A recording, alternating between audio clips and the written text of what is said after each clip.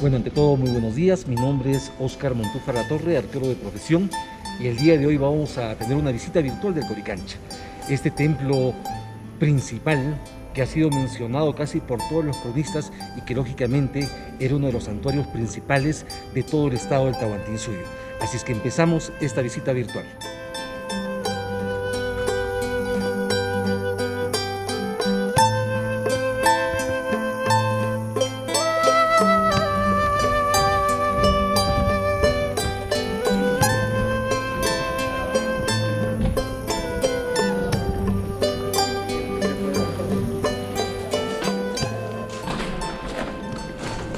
Son muchos los cronistas que hablan de Coricancha. Relatan de las actividades que se hacían, quienes vivían acá. Sin embargo, Garcilaso es quien hace una descripción de estos aposentos o recintos que estaban ubicados dentro de este lugar. Bueno, antes de Coricancha, dicen los cronistas que se llamaba Intihuasi, ¿no? La Casa del Sol. Después, ya cuando asume Pachacútec el poder, él genera todo un cambio urbanístico primeramente. Cambia toda la ciudad de Cusco y principalmente comienza a construir el Templo al Sol. Y ahí es donde cambia el nombre de Intihuasi a Coricancha. Desde entonces se llama Coricancha. Les decía que Garcilaso describe algunos aposentos. Por ejemplo, ¿no? Este primer aposento dice que estaba vinculado al arco iris, al Puiche. El Coricancha ha sufrido muchos cambios, sobre todo a raíz del terremoto de 50. A partir del año 56 comienza la puesta en valor de este sitio arqueológico y se van a dar cuenta que gran parte de las estructuras ya han sido, como les digo, puestas en valor en el siglo XX, ¿no? Sin embargo, lo que se ha tratado es de mantener siempre la originalidad. Nosotros tenemos cartas internacionales, como la Carta de Atenas, etcétera, donde nos dan los parámetros para poder realizar este tipo de intervenciones. Pero vamos a ver que en algunos espacios, en algunos muros que tenemos acá, incluso hay presencia de cemento, que por entonces, ustedes saben, estaba permitido el uso en una mínima cantidad. Actualmente ya se ha prohibido el uso de cemento y el uso de cal. Hasta hace unos 10 años, en los sitios arqueológicos, todavía utilizaba el Ministerio de Cultura el cal para intervenir, pero ahora ya se prohibió todo eso, ¿no? Entonces el Coricancha tenía aposentos al rayo, al arco iris, como decía, a las estrellas, a la luna y lógicamente al sol. Entonces lo que ahora vamos a ver y lo que más creo que llama la atención de Coricancha es el tipo de arquitectura y aparejo que han utilizado. Es una de las construcciones más finas que tenemos en todo el imperio o el estado inca. Van a ver que acá se ha utilizado un tipo de roca, que es la andesita. ¿Y dónde tenemos andesitas acá en Cusco? La cantera más cercana de andesitas la tenemos en San Jerónimo, en Huacoto, a unos 8 kilómetros de acá, en línea recta. Pero la otra cantera que tenemos es la de Rumicolca, ya muy cerca hacia el río Vilcanota, ¿no? Pasando Piquillacta. Sin embargo, estas piedras, en un determinado momento, sobre todo la diorita, se acabó. Las canteras de diorita se acabaron, que estaban ubicadas en Sapi y en San Blas. Entonces comenzaron a utilizar la caliza, pero la caliza erosiona muy rápido con el agua y la arenisca también erosiona muy rápido. Entonces necesariamente tuvieron que buscar otro tipo de canteras y encontraron estas canteras y comenzaron a traer este material lítico para realizar las construcciones.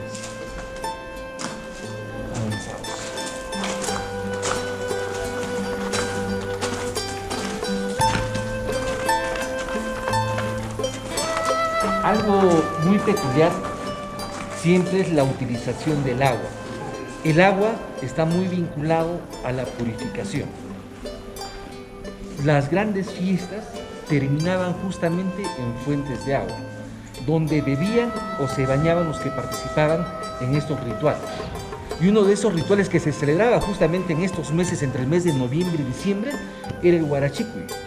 Se realizaba justamente en estos lugares. ¿Y dónde terminaba? Terminaba justamente en una fuente de agua que estaba ubicada en Sacsayhuamán. En este lugar, por ejemplo, tenemos 3 canales que estamos viendo en la parte de abajo y vemos acá algunas huellas todavía que nos están indicando que había una hilera de piedras más por lo menos hasta este lugar. Es muy probable que este haya sido una fuente de agua. por los orificios que tenemos para la parte de afuera, ¿no? Y también la pileta, por ejemplo, que vemos. Hay muchas propuestas. Dicen que esta pileta ya es colonial, ha sido construida en la época de la transición. No sabemos, pero sí, en el siglo XIX hay viajeros que vienen y ya están documentando en sus gráficos este tipo de elementos que tenemos acá. Esta roca que vemos acá no es originaria. Esta roca ha sido traída en la década de los 70 acá en Lurigancho. Ha sido encontrada en una cantera inca y por la peculiaridad que tenía, Luis Pardo junto con el doctor Luis Barrera Murillo hacen todo el trámite con una unzaje en este caso para que sea trasladada acá, ¿no?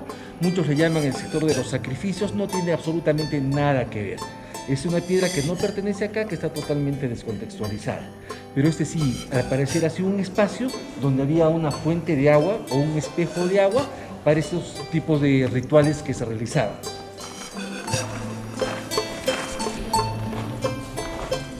Estamos en uno de los aposentos que dicen estaba relacionado al rayo, al Illapa. Y es que efectivamente estos seres astrales tenían mucho que ver en el estado inca, sobre todo en la cosmovisión y en la cosmología inca. Vamos a ver acá la impronta, la marca, el sello de los incas.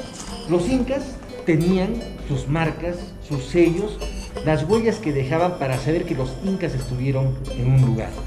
En la cerámica, por ejemplo, la marca inca es la forma del aríbalo.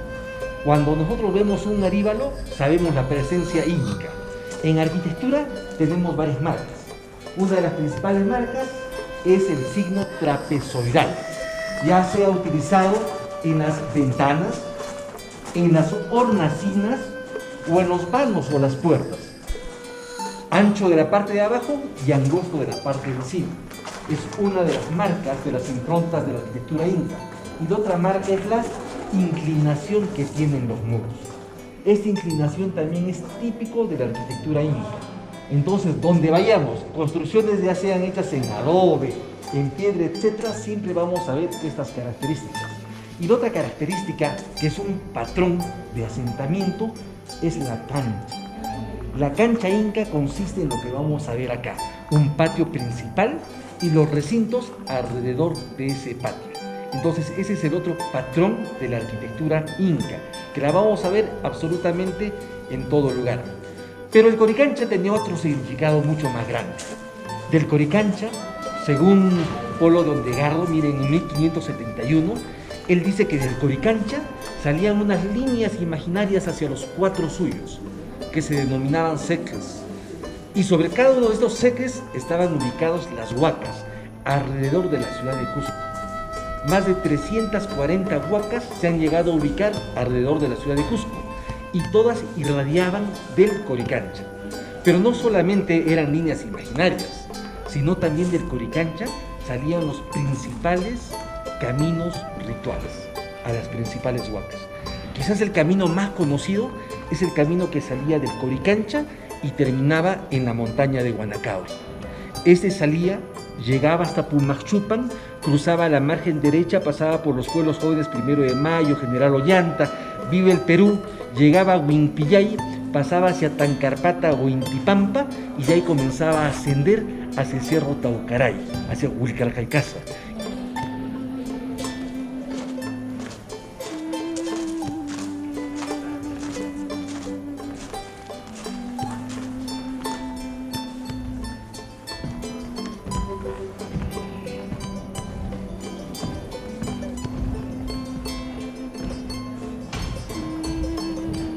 Algo muy interesante que siempre llama la atención y además genera mucha curiosidad es cómo era el trabajo de la lítica, de la cantería en épocas incas, ¿no? Cómo extraían los bloques de piedras de las canteras, cómo los desbastaban, cómo los labraban, cómo los pulían. Y aquí en el Coricancha vamos a ver justamente este tipo de elementos donde vamos a observar algunos elementos clásicos de la arquitectura tiahuanaca, pre-inca. ¿Qué pasa? Los incas comenzaron a traer a los especialistas de todo el imperio. ¿Para qué? Para que enseñaran aquí en Cusco y trabajaran también para ellos. Los mejores orfebres venían de la costa norte peruana. Los trajeron acá para que trabajaran para el Inca. Los mejores textileros de la costa central. Y los mejores canteros venían del altiplano peruano-boliviano. Y ellos comenzaron a trabajar la arquitectura. Y así como los incas tenían sus improntas, que les dije, sus marcas, también los collas, los tiahuanacos tenían también sus marcas, sus improntas, que las podemos ver actualmente en Pumapunco, en Tiahuanaco, y que se repiten también acá. Hay dos lugares donde podemos ver esas marcas. Uno es el Coricancha, donde estamos, y el otro es Ollantaytambo. El signo escalonado, por ejemplo, es un signo muy vinculado a el altiplano peruano-boliviano. Me refiero a Tucará, a Tiahuanaco. Ahí es donde aparece mucho más este signo escalonado y que ha sido utilizado también acá. Y en Ollantaytambo es un lugar donde se replica este símbolo, ¿no? Acá podemos observar, por ejemplo, este tipo de desgaste que se ha hecho. Se le conoce como grapa.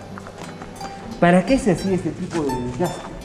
Para que se unan dos elementos críticos y cuando haya, ustedes saben que estamos en una región sísmica, y cuando haya sismos no sufran mucho estas construcciones.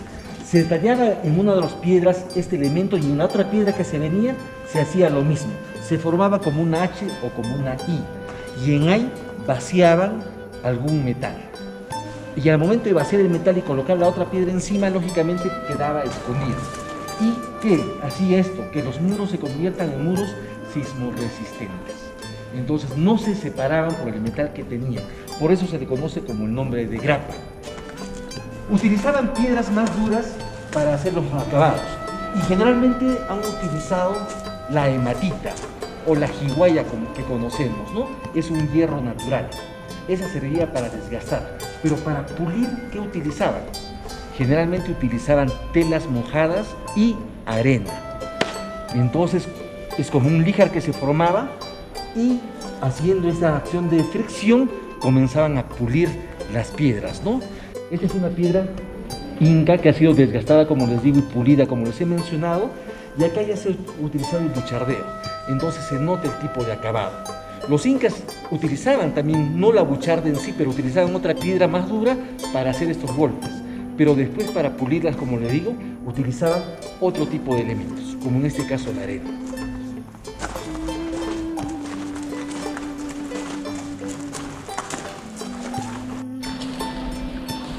Hay muchas curiosidades, ¿no? Por ejemplo, este elemento lítico, dicen que este era el machembrado. Igualmente, como las grapas que les mencioné, utilizaban una especie de machembrado, es decir, que acá venía otro elemento lítico que ya tenía un agujero y se ensamblaba para que no se moviese. En algunos casos sí se ha visto eso, sobre todo en la parte superior de los muros, donde hay un desgaste cóncavo y convexo de ambas piedras para que encajen muy bien. Pero así, de este elemento muy bien labrado, trabajado, no. Es muy probable que haya sido utilizado como un clavo de amarre, ya sea en un interior o exterior de un recinto. En caso de que sea exterior, los clavos son para amarre del techo. Y cuando son interiores, generalmente son para colgar algunos elementos. Y acá podemos ver una maqueta de una reconstrucción de lo que debió de ser el Coricancha. Fíjense que no es nada complejo. Es una cancha, tiene ese patrón de distribución de los recintos, el patio central que les decía, los recintos alrededor y la forma circular o semicircular en arquitectura inca está vinculado a los templos, sobre todo al sol. Tenemos aquí en Coricancha, tenemos en Machu Picchu, tenemos en Pisac, tenemos en Ingapirca, allá en Ecuador, tenemos en Patallacta, el sector de Pulpituyo, acá en Camino Inca. Entonces están vinculados según la morfología que tienen, ¿no? Y justamente la parte de este ábside, de este muro semicircular que tenemos acá en Coricancha, lo vinculaba a ello. Los cronistas hablan mucho sobre Coricancha. Decían que efectivamente las paredes exteriormente estaban revestidas con una placa o una plancha de oro, que en la parte de los jardines que tenían habían personas, animales y plantas a tamaño natural hechas en oro y plata. En algunas investigaciones se han encontrado efectivamente estos elementos, ¿no? En el museo de sitio que tenemos en el Coricancha, por ejemplo, van a ver una mazorca, ¿no? Un maíz de plata que está ahí, probablemente de acá. Pero como les decía a un inicio, Lamentablemente el Coricancha, al ser uno de los templos principales, fue saqueado desde muy temprano, desde la llegada de los españoles, y muchas de las cosas que seguramente existían acá se perdieron. Avanzamos.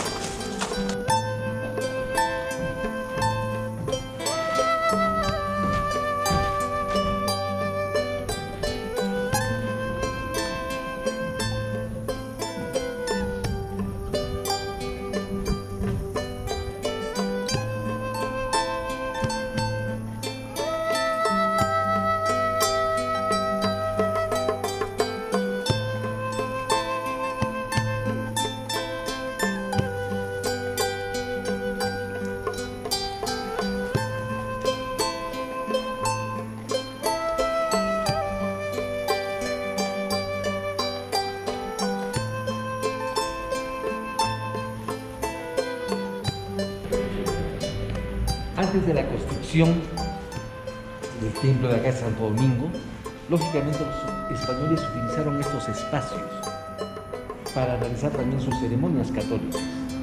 Entonces ahí es donde hay una ruptura y un cambio de uso de estos sectores.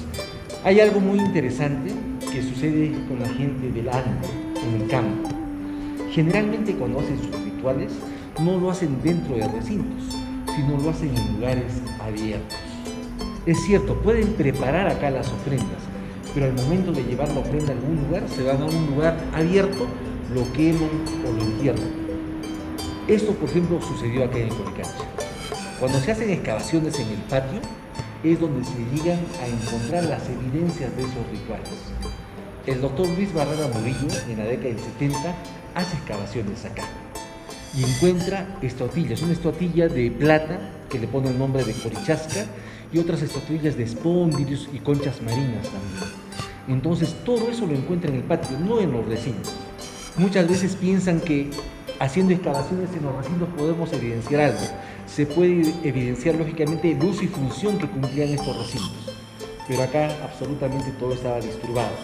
Pero ha habido un hallazgo muy interesante que pasó en la década de los 40, todavía del siglo XX. Un arqueólogo norteamericano, John Rowe, comienza a hacer excavaciones en la parte de atrás, donde están las viviendas de los dominicos. Él comienza a excavar y encuentra una cerámica que para la época todavía no había sido conocida. No era cerámica inca. Esta cerámica anteriormente ya había sido encontrada por Maxwell en Sacsayhuamán. Le llamó la cerámica protoinca. Y al evidenciar esa cerámica acá, le pone un nombre John Rowe y le llama la cerámica Canchón. Posteriormente, en los años que vino, haciendo sus exploraciones alrededor de Cusco, en el sector del Cerro Quilque, encuentra más de esta cerámica y le pone el nombre de la cerámica Quilque. Antes se creía que lo Quilque era pre-inca, y no es así, es un inca inicial, Entonces, también se han evidenciado, como les digo, este tipo de cerámicas en estos lugares. Este es el recinto, según la descripción de Garcilaso, donde se hacían los rituales hacia las estrellas, ¿no? Entonces, acá hay algo muy particular, y es este elemento de acá, este nicho de acá. Podemos ver que tiene un montón de agujeros y desgaste de los elementos líticos. Fue roto en la colonia y fue reconstruido posteriormente. Es muy probable que algún ídolo o malqui, momia, haya estado ubicado en estos lugares y que estos agujeros hayan servido para pasar los cordeles o sogas y evitar que éste se pueda caer. Es muy probable. En el Coricancha, además de rendirse culto al sol, era un lugar tan especial y tenía tanto significado en la religión andina, mejor dicho, inca, que acá lógicamente hasta se juntaban, traían en ciertos momentos, traían a los malquis, a las momias de los incas, a los soberanos, para que tengan sus reuniones acá. Entonces, hablar del Coricancha es muy amplio, hay mucho significado, es uno de los oráculos principales que había en todo el Tahuantinsuyo. Aquí en el Cusco tenemos dos oráculos principales, Coricancha y Huanacauri. En el lado de Puno tenemos el lago Titicaca, que era un oráculo también. Y en la costa el oráculo principal era Pachacamac. Entonces el Coricancha estaba así a ese nivel, al nivel de los más grandes santuarios panandinos en estos periodos. Avancemos.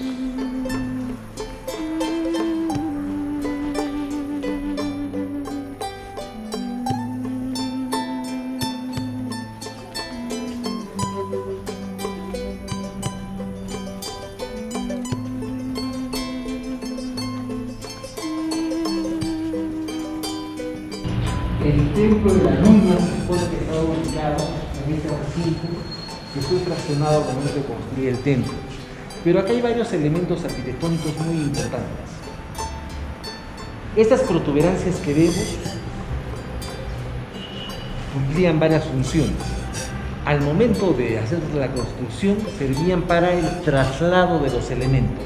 Eran mucho más largas, entonces servían para poder amarrar con cordeles con sogas y poderlas jalar en algunos casos y arrastrarlas, ¿no? Ustedes saben que el transporte de las piedras en época inca se hacían por arrastre, cuando eran muy pesadas. Y cuando eran pequeñas, lógicamente, podrían cargarlas hasta en años. 2, 3, 4 personas podrían cargarlas, pero cumplían esas funciones. Hay otros investigadores que dicen que es un elemento muy vinculado a la astronomía. ¿Por qué? Porque en determinadas épocas, como en los solsticios y equinoccios, proyecta diferentes sombras en el muro en sí. Entonces dicen que podía servir justamente para medir algunas épocas, ¿no? Entonces es importante también algunos elementos como el que vamos a ver acá. Esta piedra que está brillando, por ejemplo, es un espejo de falla. En la cantera, cuando hay algún movimiento sísmico, se produce la ruptura de esta roca madre. Y al momento de haber esta ruptura, la roca sale muy fina, porque hay una fricción muy fuerte y rápida. Los geólogos le llaman espejo de falla. Los incas, muchas veces, ya esos espejos de falla los dejaban tal cual. Vamos a ver en la calle Loreto muchos espejos de falla y aquí en el Coricancha. ¿Por qué? Porque para los incas también la ornamentación, la forma de ver la belleza de la arquitectura tenía mucho que ver. ¿Qué pasaba si el muro absolutamente todo lo pulían y se veía un muro plano? Entonces no había, ¿qué les digo? Había mucha armonía, pero ellos tenían que buscar algo que sobresalga y por eso dejaban también estos promontorios.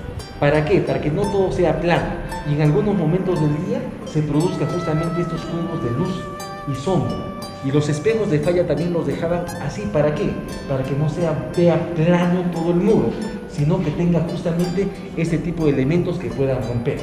En este cuadro de acá vamos a ver justamente lo que les había comentado, que el Coricancha era el centro de la ciudad de Cusco. Ustedes saben que la ciudad de Cusco tenía la forma de un felino. Investigadores como el doctor Manuel Chávez Bayón, revisando las crónicas, encontraban algunos topónimos, ¿no? Como Pumapur, Pumacurco, Pumachupan o Sacsayhuamán, todas vinculadas a partes del Puma. Pero, al parecer, según conversaciones que yo tuve con el doctor Manuel Chávez, él me decía, es muy probable que se tratara ya también de un mayupuma, que el Cusco tenga la forma de un mayupuma, de un puma de río, una nutria, ¿no? Y últimos hallazgos que ha habido en Sacsayhuamán, sobre todo en lo que conocemos como Amaru Marcahuasi y el Templo de la Luna, se han encontrado justamente este tipo de elementos labrados que tienen estos mayupumas. El Coricancha era justamente la parte genital de este felino, muy vinculado a la fertilidad. Y además, como les decía y como se ve en esta imagen de este cuadro, de ahí se irradiaban todas estas líneas imaginarias. Era como un quipu. Los quipus tienen cordeles de distintos colores, con nudos de distintas formas, tamaños y colores también. Entonces, igualito era un seco, era una línea, era un cordel, y cada uno de estos nudos era una huaca. Y estas huacas estaban a cargo de las panacas y águilas, ¿no? Y tenían que hacer los festejos y rituales a diario. Entonces, ahí también la importancia del Coricancha. El Coricancha está ubicado en el Urincosco. ¿Por qué? Porque los del Urincosco estaban mucho más relacionados a la religiosidad. En cambio, los Jani eran justamente los guerreros, ¿no? Eran los que salían a hacer el desierto en el Imperio Inca. Ellos eran los que salían hacían ahí.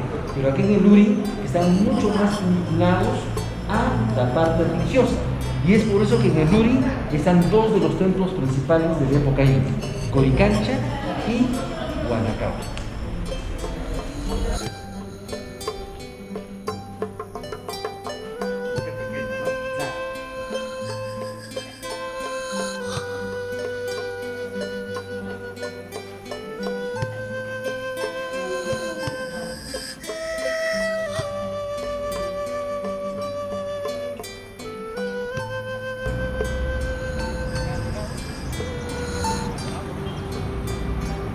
Ustedes han escuchado los mitos y leyendas del origen de los incas, ¿no? Los hermanos Aya, por ejemplo, cuando un hermano se convierte en ave y vuela desde Huanacauri, ¿y dónde se para? Se aposenta acá en Coricancha. Y es por eso que deciden hacer acá la huanca y el templo principal, ¿no?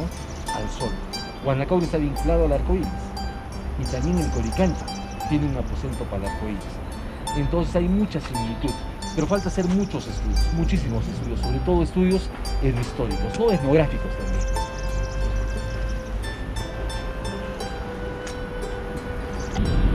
también. Hay un texto muy interesante de uno de los primeros cronistas que llega a Cusco. Él llega a Cusco y se admira de la ciudad. Ellos entran por donde está el arco de Ticatica, que por ahí está saliendo el camino principal al Chinchaizún, hacia Lima, hacia el norte. Entran por ahí y lógicamente primero se admiran de Sacsayhuamán, que estaba al frente y parecía pues un castillo feudal, tremendas piedras, y encima de las piedras los torreones le llamaron la fortaleza, por eso era una fortaleza. Pero cuando llegan a la plaza de armas de Cusco ven una construcción que, relatan ellos, estaba hecho en mármol blanco, con una portada de unos 8 a 10 metros de altura. Era el Palacio de Huayna Cápac. Pero no era pues mármol blanco, era justamente caliza. Cuando la caliza se pule bien, efectivamente tiene ese brillo, ¿no? Y en que justamente nosotros cuando estudiamos la arquitectura podemos diferenciar, por ejemplo, mediante el tipo de construcción, el material que han utilizado, la morfología de escalinatas, podemos saber, por ejemplo, en qué periodo o qué inca mandó a construir.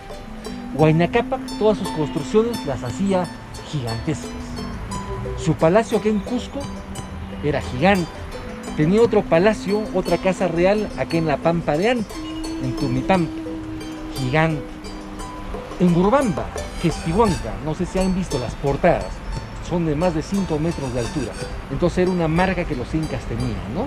Entonces la utilización de la caliza ha sido bastante, pero como les decía, por el grado alto que tienen de erosión, dejaron de utilizarla también.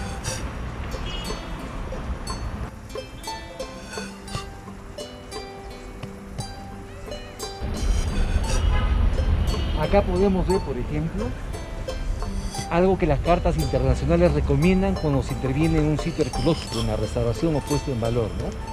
Tenemos que diferenciar el original de lo que está siendo intervenido. Entonces los trabajadores que han restaurado en esta zona han puesto dos elementos para diferenciar. Uno, han grabado en algunos lugares el año de intervención, 1979. Y otro, han dejado una pestaña de unos 2 centímetros y han hecho un retiro hacia la parte de atrás para demostrar que lo de abajo es original y lo de encima ya ha sido intervenido. Entonces es una forma de diferenciar que recomiendan las cartas internacionales, ¿no? Acá, hasta hace unos 20 años esto era lleno de casas. Y cuando era alcalde Daniel Estrada, expropia y compra todos estos espacios, ¿no? Había un médico muy conocido, el Aes, por ejemplo, que vivía acá, curaba, ¿no? Con plantas, con animalitos. Acá lo interesante son las fuentes que tenemos en la parte de abajo. José González Corrales, junto con el doctor Alfredo Valencia, cuando éramos estudiantes nos comentaron que hicieron un experimento para saber de dónde venía esta agua. Ustedes saben que debajo de la catedral está pasando también un riachuelo, ¿no? Muchos dicen incluso que hay una laguna, pero efectivamente hay agua discurriendo por ahí abajo. Junto con unos españoles, virtieron un tinte en la catedral para saber ese agua de la catedral a dónde venía. Y venía a estas fuentes. Entonces hay una conexión de canales subterráneos que están viniendo y están trayendo el agua de la catedral justamente hasta el Coricancha. Ahora, hay un documento también colonial que habla de una canalización de agua que están trayendo de la zona de Muyucumarca, de Sacsayhuamán, hacia la catedral. Entonces no sería extraño que estos tres lugares estén conectados. Tres lugares principales. El Quishuarcancha, donde está ahora la catedral, era el palacio de Huiracocha, era el templo de Huiracocha, pero no del papá de Pachacútec, de Huiracocha Inca, sino del dios Huiracocha. Pachacútec tuvo un sueño y ve a Huiracocha, ¿no es cierto?, que le dice qué es lo que va a hacer. Y a raíz de ese sueño decide construirle un templo, aparte de Coricancha, del Templo del Sol, el templo a Huiracocha. Entonces estas aguas provienen de estos lugares sagrados todavía de la época inca.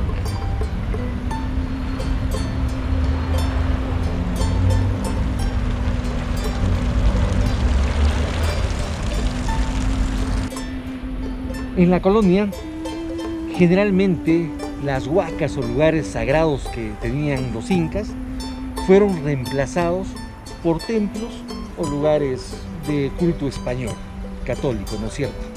Y la excepción no pudo ser de Coricancha. Encima del templo principal, del Templo del Sol del Coricancha, se levantó justamente el Templo de Santo Domingo, perteneciente a la orden dominica, ¿no? Entonces podemos ver en este sector este muro de forma semicircular. Como les había mencionado, esta morfología en arquitectura está relacionado al astro, al sol. Entonces es por eso que se dice que en este espacio, en la parte superior, vamos a ver que hay unas especies de nichos u hornacinas donde supuestamente estaba la figura del sol. Pero ¿cómo era la figura del sol en época inca? Muchos dicen que era una placa circular grande que representaba al sol, pero otros cronistas dicen que era más bien la escultura o el bulto de un niño de unos 5 o 6 años, de oro macizo. Tenemos muchos relatos de las crónicas que hablan justamente de este punchao, de este niño, ¿no?, que en la parte central de su pecho tenía una caja donde estaban las cenizas de los corazones de los soberanos que habían muerto.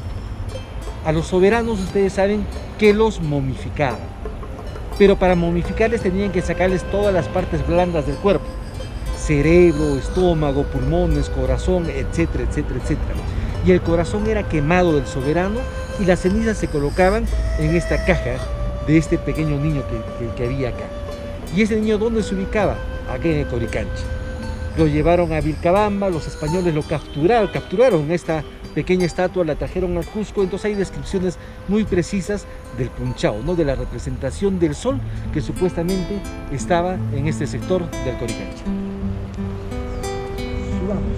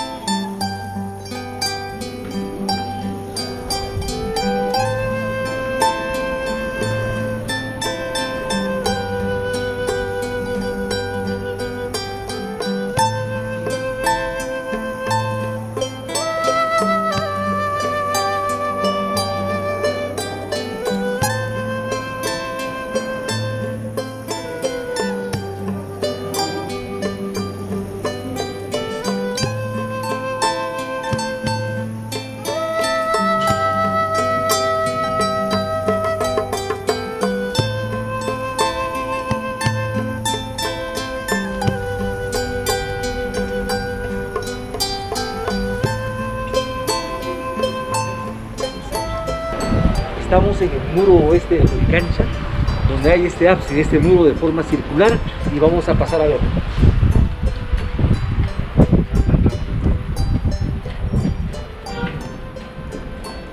Quizás este era el lugar principal de todo ese templo o santuario. No solo podemos saber eso por el tipo de acabado que han tenido en la mampostería, los elementos que vamos a ver asociados a este nicho, altar u hornacina, sino la forma semicircular que tenía este espacio. Como lo hemos mencionado anteriormente, la forma circular o semicircular estaba muy vinculado a los cultos solares, y este era el lugar principal. Es muy probable que la representación del sol o el culto que había se ubicara en algunas ocasiones en este espacio. Actualmente, cuando se hace la escenificación del Inti Raymi, efectivamente este es el espacio principal desde donde el Inca da el mensaje y habla con el pueblo. Los crónicas hablan que efectivamente cuando se hacían este tipo de fiestas venía mucha gente a Cusco, en algunos casos, y en otros casos sacaban a la gente también de acá de Cusco, y el Inca comenzaba a manifestarse y hablar con el pueblo y dar algunas ideas de trabajos que venía haciendo o que iba a hacer. Este elemento lítico de la parte de abajo vemos que tiene una fractura. Probablemente haya sido causado en uno de los terremotos que asolaron la ciudad de Cusco, ¿no? Entonces estamos actualmente ubicados en uno de los sectores principales del denominado Coricancha.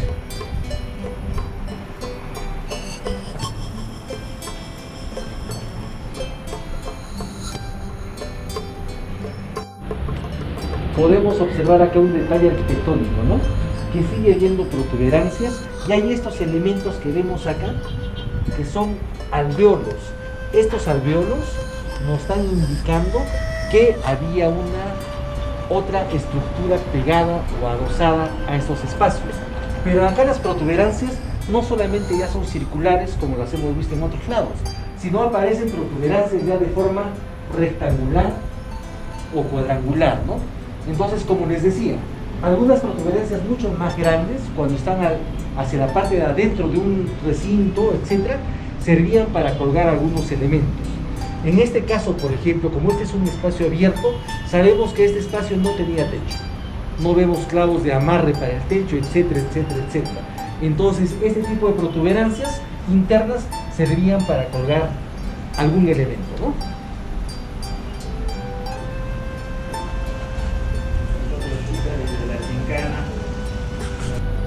En el siglo XX, 1930-40, comienzan a aparecer en el periodo historias de personas que estaban perdiéndose entrando a estas famosas chincanas. Una de esas historias es muy conocida, ¿no? Que nos han narrado nuestros abuelos, nuestros papás. Es cuando entran dos estudiantes por la chincana grande y se llegan a perder. Y uno de ellos sale en la catedral, ¿no? Con una mazorca de oro. A raíz de estas leyendas, se arma un proyecto bien grande, el proyecto Chincana, para hacer excavaciones y ver si efectivamente existían este tipo de pasajes subterráneos que unían lugares. No se ha llegado a evidenciar la continuidad. ¿Por qué? Geológicamente, todo lo que corresponde a Sacsayhuamán está en una formación geológica denominada Yuncaipata, de rocas calizas. Llegan hacia la zona de San Blas y aparece una roca intrusiva, que es la diorita. Y llegamos hacia la parte de abajo, acá en el piso de valle que estamos, y aparecen los sedimentos de lo que antiguamente fue un lago, el lago Morte denominado, ¿no? Todo ese espacio. Entonces, geológicamente, los geólogos dicen que es imposible que haya conexión alguna entre Sacsayhuamán y este lugar.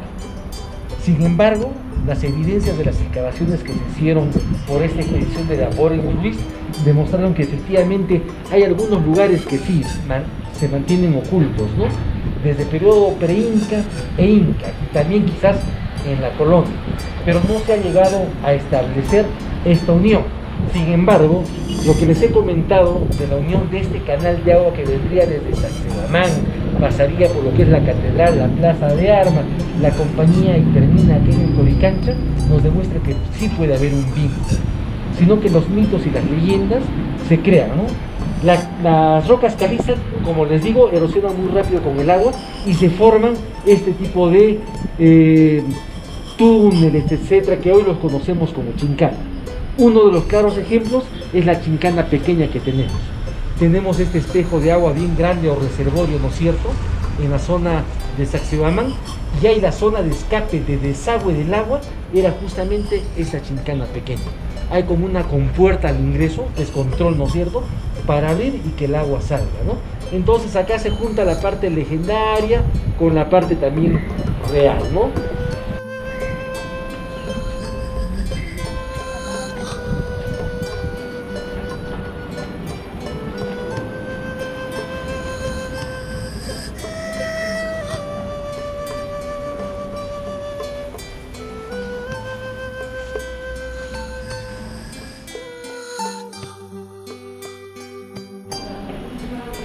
Ya para concluir, ¿no? Acá podemos observar, estamos dentro de un recinto que ha sido justamente roto para construir el templo, ¿no? Y podemos ver acá cómo están fraccionados. En algunos casos han sacado los elementos míticos, pero en otros casos los han fraccionado, como podemos ver en este lado y en este otro lado.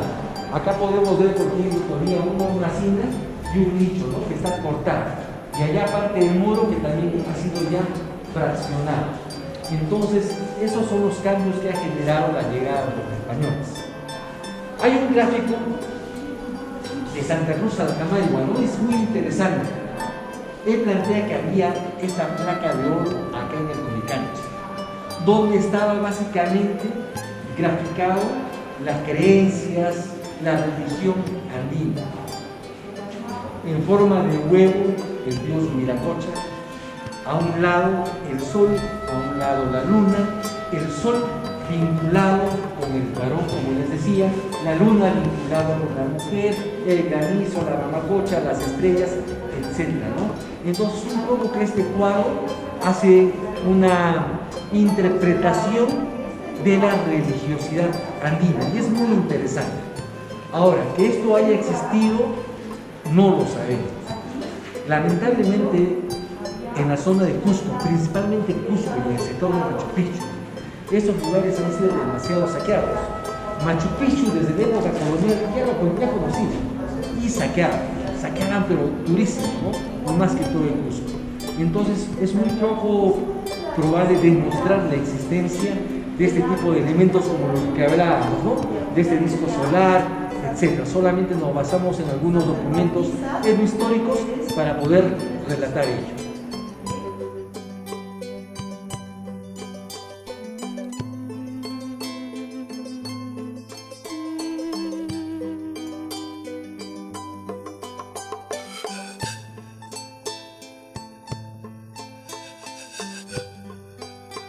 Es que ahí abajo tenemos un muro finísimo que parece muro tiahuanaco porque tiene las características de un muro tiahuanaco, una roca grande y rocas largas a un costado como listones, otra roca grande y listones, tal cual tenemos el denominado Templo del Sol en Ollantaytambo, ¿no?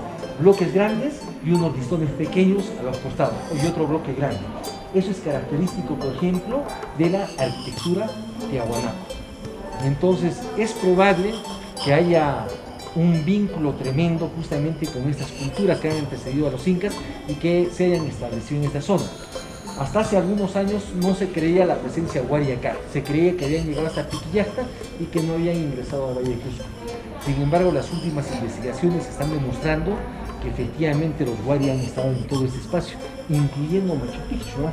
El proyecto Capañán ha hecho y ha denominado la ruta huari a un camino inca que está saliendo del Cusco y está yendo hacia la selva.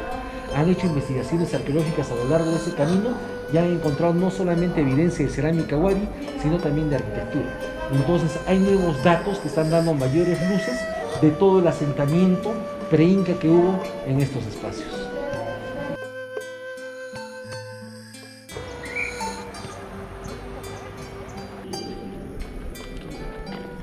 Esperando que les haya agradado esta visita virtual, me queda más que invitarles a que vengan y disfruten, conozcan, sobre todo a nuestros paisanos cusqueños, que vengan y conozcan esta belleza que tenemos acá, uno de los principales lugares sagrados de la época inca, el Coricancha. Gracias.